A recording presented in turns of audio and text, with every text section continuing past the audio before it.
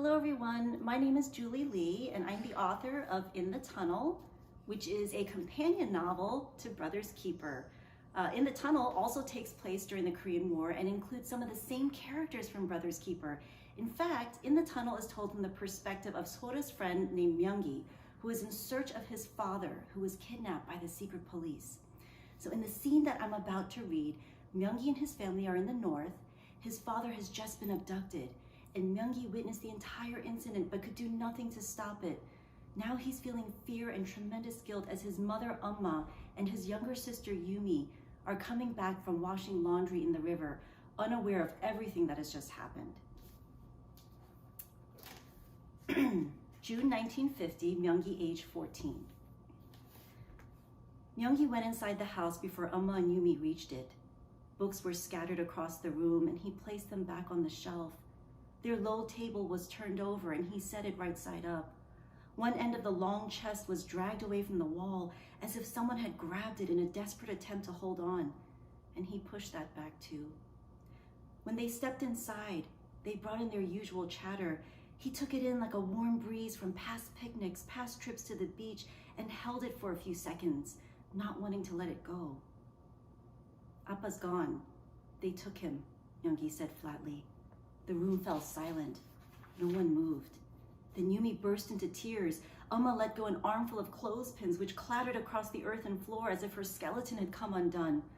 When did it happen? Amma asked. Myung-gi stood, back bent, hands on his knees. About 30 minutes ago. Were you home? Yes. No, I mean I was outside. What were you doing outside? That was when he sat on the floor, the blood draining fast from his head. I was reading, he said, not looking at her. Reading? Amma's eyes were wide. Were you able to get a good look at them? What did they look like? What were they wearing? She pressed, her tone ratcheting higher. They wore uniforms. Yes, obviously, Amma said, closing her eyes and pressing her temple. But were they secret police, military, local party leaders? I don't know. Where were you exactly? Can you show me? She grabbed his hand and headed toward the door, but he pulled his arm away, harder than he'd intended. The warmth of her hand, threatening to dissolve the thin skin holding him together. Amma looked at him and at his reddening face, then sat on the floor. I'm sorry, I just don't know anything, Myung-gi said, not wanting to talk about it anymore. He stood there, the guilt growing like a weed inside him, already tangling with his thoughts, sprouting out through his mouth, winding around his neck. An owl hooted, rain fell. Someone turned on a lamp, casting long shadows on the wall. Hours passed into night. Where was Appa now? At a labor camp on the way to Siberia? Was he even still alive? Myung-gi couldn't feel his hands. What now? Let's go to the police headquarters or to the party leader and get him back, Yumi demanded, already heading for the door. No, Amma said, burying her face in her hands. They'll never let him go. And they're recruiting every man into their army now. Going to them will only bring attention to the fact that we have one more male in our household. She looked up, her cheeks sagging. They recruited a village boy just today. Byung-ho, I think was his name. He's only 2 years older than you, Myung-gi. His mother was wailing on the road.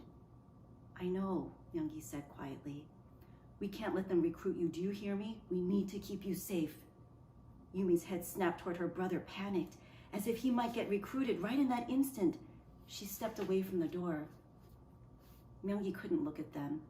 Though he hated the idea of war and would never want to fight in one, Byung-ho was going to do the work of grown men. It was then that he remembered what Appa had told them to do if something were to happen to him. The thought made his insides twist, made him want to vomit, but he said it anyway. Amma, he could hardly get the words out.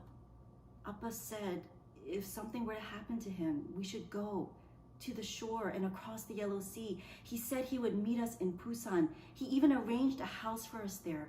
Maybe we should go, Myung-gi finished, shakily trying on the words like Appa's principal's jacket, worn only by the man of the house, but the words were too big.